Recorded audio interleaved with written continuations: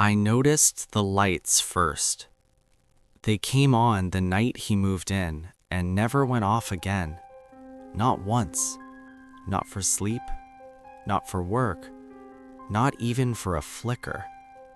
His apartment glowed the same dull yellow at 3 in the afternoon as it did at 3 in the morning. I live across the courtyard from him. Same floor, same layout, mirrored. If I stand in my kitchen, I can see straight into his living room window.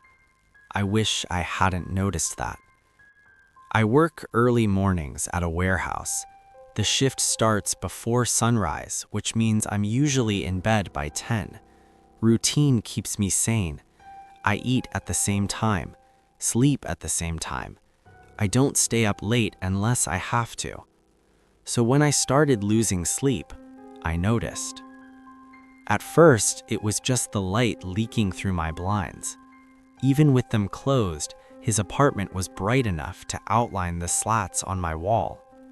I thought about complaining, but it felt petty.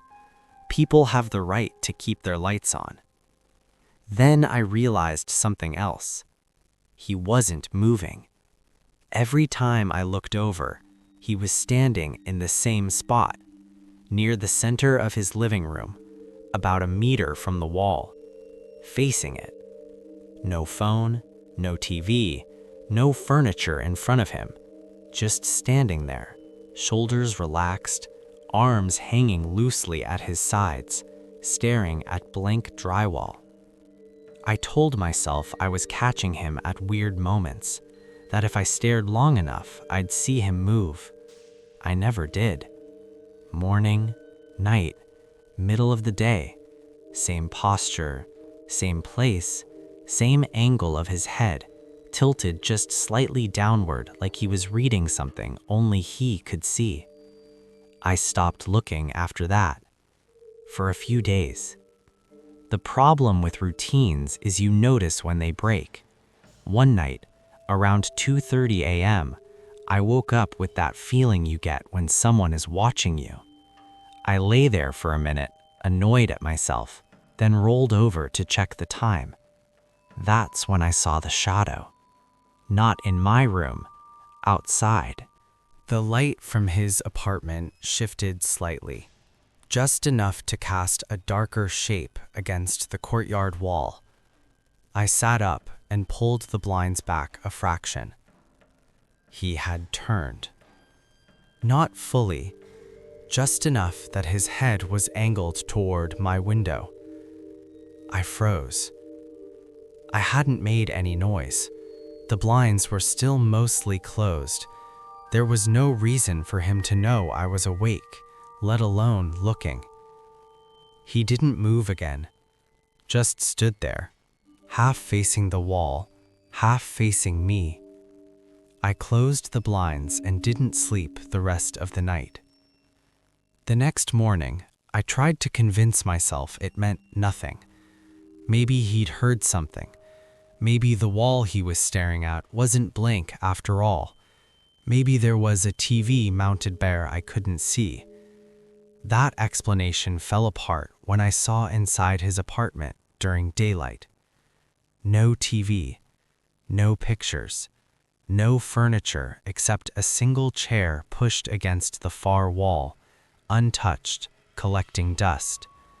The wall he stared at was bare, clean, no outlets, no marks, just paint.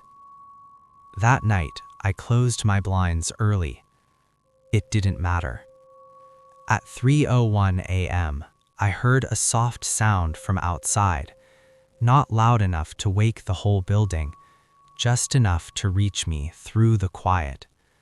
A single footstep, then another. I parted the blinds again, slower this time. He was closer to the window. Not mine. His. Still facing the wall, but no longer in the center of the room. He'd shifted forward by maybe half a meter, close enough now that the light behind him threw his reflection faintly onto the glass. I stared, heart pounding. Then, without turning his body, he rotated his head and looked straight at my window. I let go of the blinds. They snapped shut. My phone buzzed on the nightstand. A message from an unknown number. No text, no introduction, just one line. He doesn't like being watched either. Outside, I heard a soft scrape, like a chair being pulled closer to the wall. I didn't respond to the message. I stared at my phone until the screen went dark, then set it face down like that might make it forget me. I didn't open the blinds again. I didn't move the rest of the night. I lay there, listening to my own breathing, trying to match it to the quiet of the apartment so nothing would stand out. By morning, the fear felt distant, manageable, like something I'd exaggerated in the dark. That illusion didn't last. When I left for work, his lights were still on. Same dull yellow, same intensity. I slowed as I crossed the courtyard and glanced up. He was back in the center of the room, facing the wall. Exactly where he'd been before. No sign he'd ever moved closer. No chair near the wall. No shadow near the window. It was like the night had been reset. I told myself that was good news. At work, I mentioned it to a coworker, tried to frame it as a joke. "You ever have a neighbor who just stands around?" I asked while we were loading pallets. He shrugged.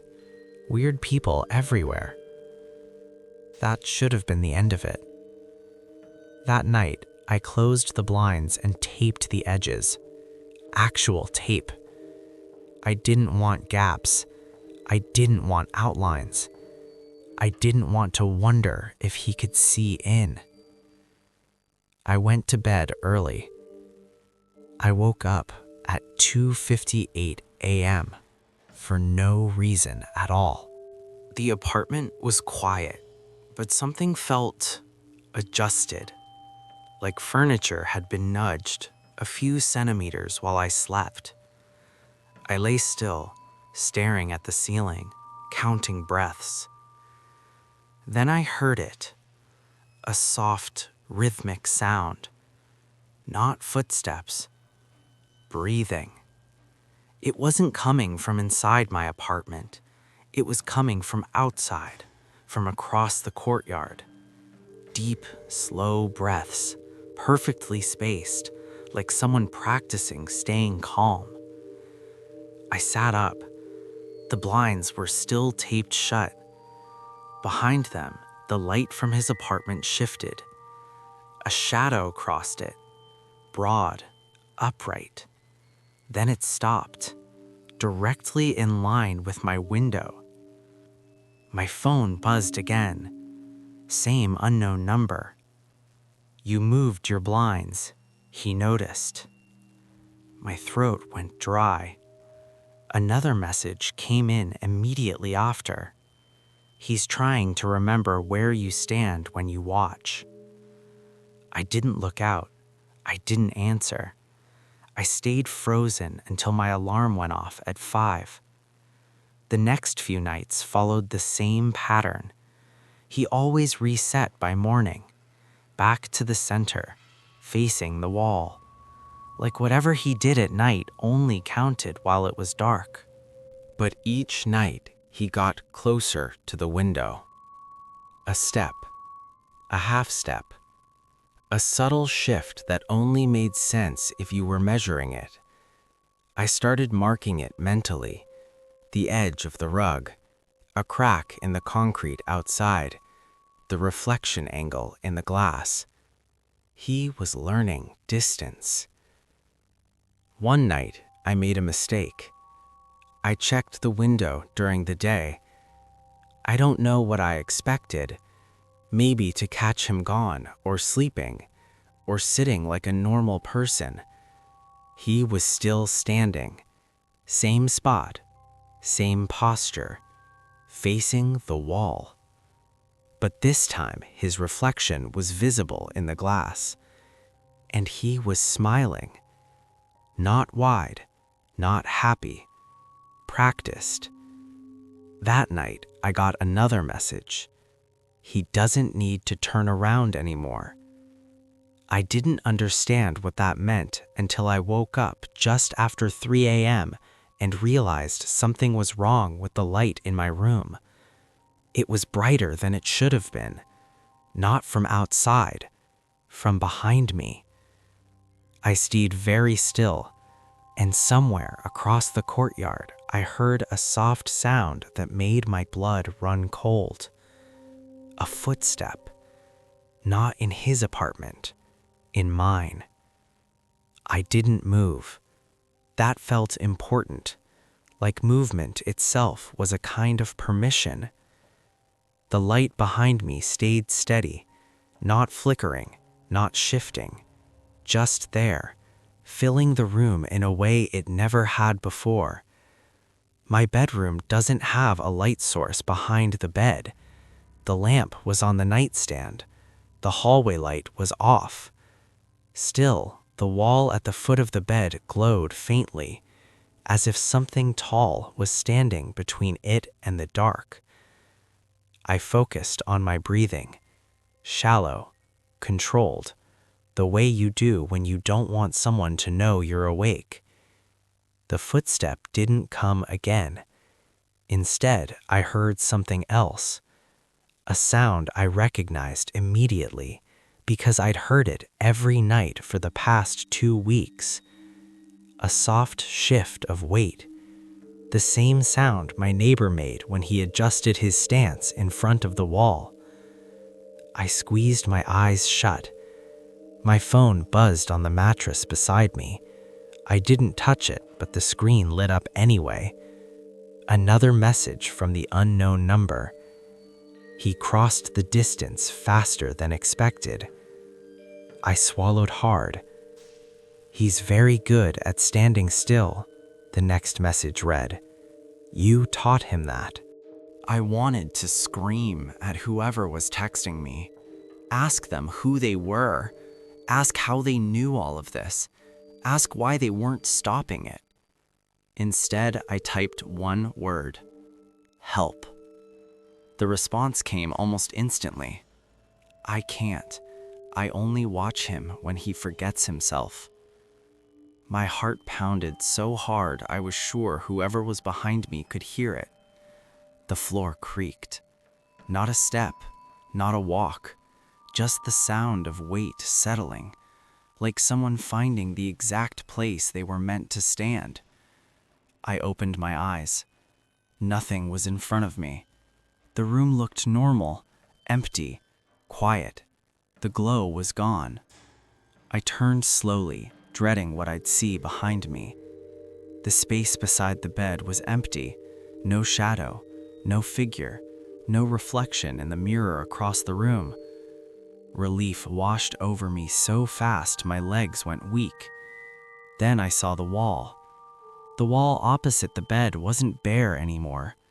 A faint discoloration marked the paint, a human-shaped outline, darker than the rest of the wall, like someone had stood there for a very long time without moving. The outline faced inward, toward the bed. I didn't sleep after that. In the morning, I checked the courtyard. His apartment lights were still on. He stood in the center of the room facing the wall, but his posture was different. His shoulders were slightly hunched now, his head tilted at a new angle, like someone copying a stance they'd practiced recently. That afternoon, there was a knock at my door. I nearly jumped out of my skin.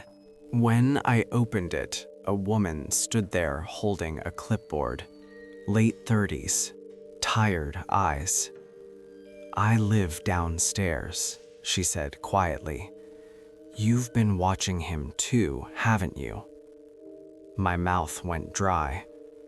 She glanced over my shoulder into my apartment, then lowered her voice.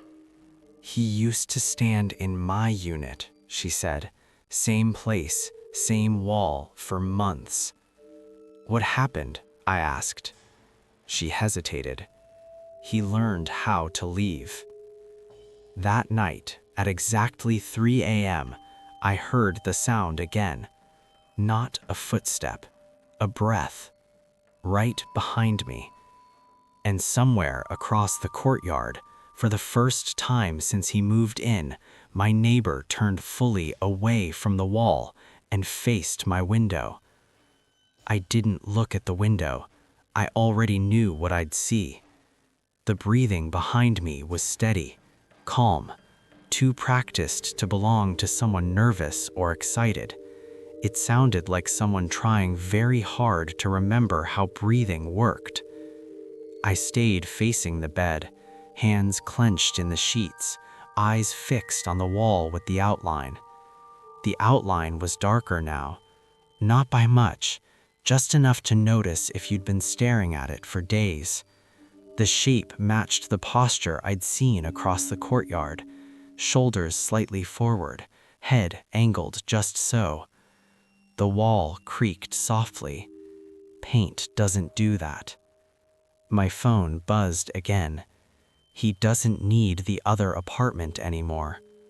Another message followed before I could process the first. He learned the wall part from you. I swallowed. "Please," I whispered, not sure who I was talking to. The neighbor, the woman downstairs, whatever was breathing behind me. The breathing paused. I felt it shift closer, not touching, measuring. Then my phone lit up one last time. "If you turn around, he'll finish learning your face." Across the courtyard, glass shattered. The sound carried clearly through the night. I flinched despite myself. The breathing behind me hitched. I heard movement then, real footsteps this time, running. Shouts from other apartments, lights snapping on. Chaos. The breathing faded. When I finally dared to turn around, my bedroom was empty. The glow was gone. The air felt lighter, ordinary. I didn't sleep. I sat there until morning, back against the headboard, watching the outline on the wall slowly fade as the sun rose. By noon, it was gone completely. The police came later that day. They said my neighbor had fallen through his window, 3rd floor, dead on impact. They asked if I'd heard anything unusual overnight. I told them no. They boarded up his apartment that afternoon. The lights went off for the first time since he moved in. The woman downstairs knocked that evening. "It's over," she said quietly. "For you." "For me?" I asked. She nodded. "He only ever learns one place at a time." I moved out a week later. Different building, different floor. I keep my blinds open now. I don't watch windows anymore. Sometimes when I wake up just before 3 a.m., I feel a familiar stillness settle in the room, like something remembering how it used to stand. But it never breathes. And when I check the walls in the morning, they're always empty. For now.